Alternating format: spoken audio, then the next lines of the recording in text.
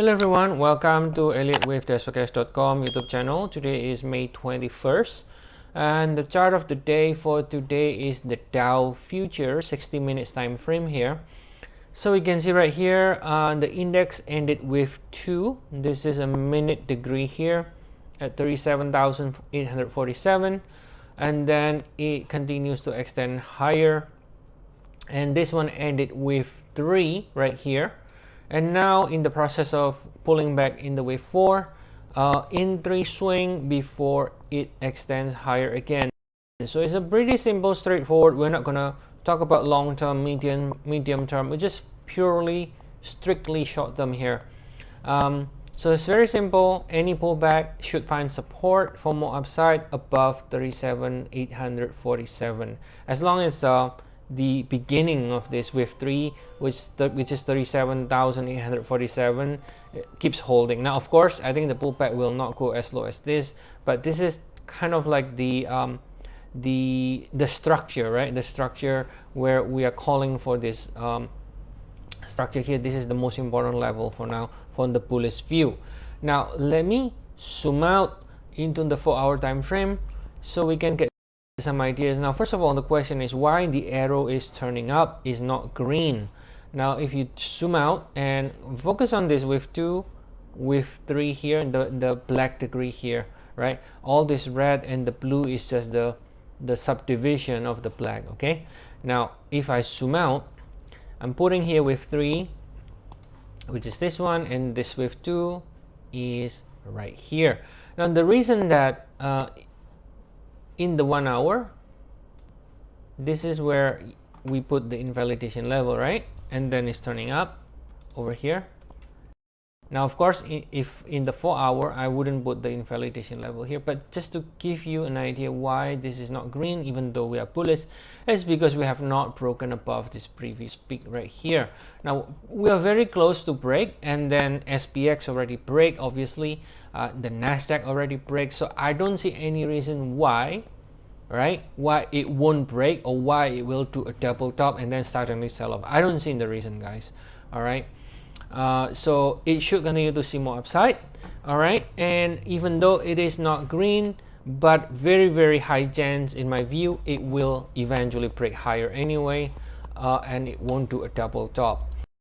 Now, other than that, take a look at a couple of other data we have so far, right? So if this is the 3, this is the 2, then obviously this is your 1, and then you can clearly see there, and the starting point is this one, April 19, where you have E5 waves. All of you can see how extended this is, right? The third leg. If you do the Fibonacci extension analysis starting from the beginning of wave 1, and you can see that we are more or less at the 161.8% extension already. Again, that is a signal that is your wave 3, right? Wave 3 usually extends all the way to 161.8. Now, the other question is that, well, could we have ended 5 ways up from the lows? Like, for example, can we move 3 here, 4 here, let's say, and then suddenly we are ending 5 waves, and then suddenly we're going to be looking for a bigger correction to correct this entire move? And the answer is less likely. Why? Because first of all, we are at the 161.8. Secondly, everything should be proportional, guys. This concept of proportion, a lot of people don't understand what that means, right? When we're talking about wave 4 in the same degree, we're looking at the same degree 1, 2, 3, 4, which is the minute degree here.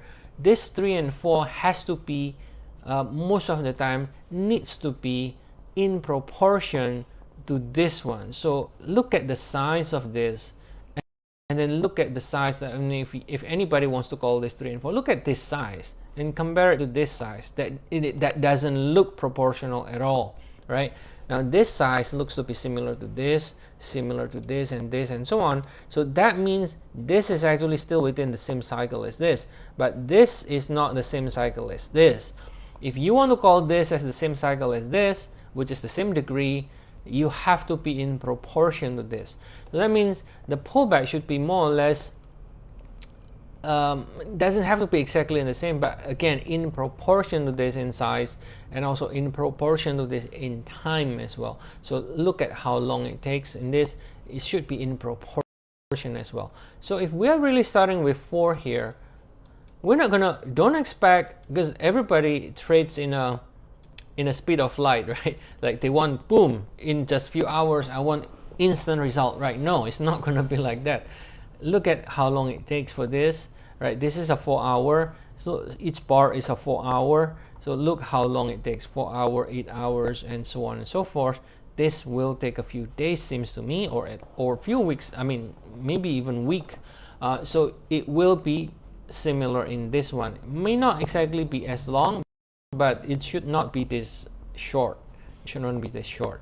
So expect a laborious sort of correction if really it has started with 4 before finally it finishes and it starts to rally. And the other thing that you can double check is to see, to know whether or not, because in the 1 hour we're showing 3 waves pullback, right? So let me zoom out again. So let's suppose I replicate that in here, 1, 2, 3. And the question is, okay, if I can clearly see a 3 waves, can I try to buy the dips because it's bullish, right? I'm not gonna start to sell. I mean, that's a no-no. Everybody, we're trend traders. We're not gonna try to fight against the trend here. So let's say if I can clearly see 3 waves pullback, right? Because the problem is, if you want to sell, for example, the problem, guys, is that we can continue to extend higher and it's still within the wave 3. I can always open up more and more, longer and longer extension before it finally doing the pickup pullback. So do not attempt to try to pick the top as a result against the trend. Okay, so assuming 3 already ended, and we get a 3 pullback like this. Question is, well, can I buy that? That's when the retracement is going to be relevant, because if you are looking for wave 4, then typically it should be between 23.6 38.2% retracement of the wave 3, right? So if you're doing the retracement analysis, and if you see a 3 waves, let's say, but the 3 waves is like this, let's say, that's your 3 waves. Now you notice here that this equal to this, but it has not overlapped with the 23.6. So there's a risk when you are trying to buy something like that. You got a risk that this is actually a 5 waves down. So then, and that 5 waves down is only the first leg of wave 4. So A of 4, and then you got a B of 4, and then you got a C of 4 before it rallies higher.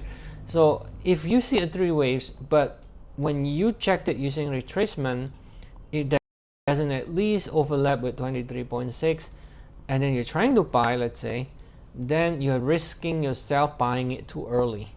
And that's why I think retracement is also a very useful tool for you to use it to double check whether the pullback is shallow or not too shallow, for you to try to trade it. Okay, back to the 1 hour.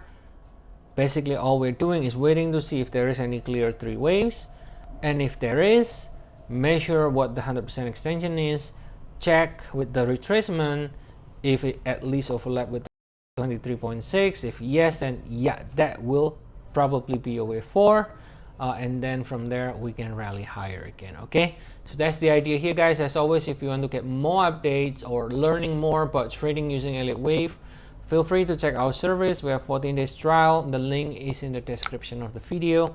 So I'll see you all again next time. Have a nice day, everyone.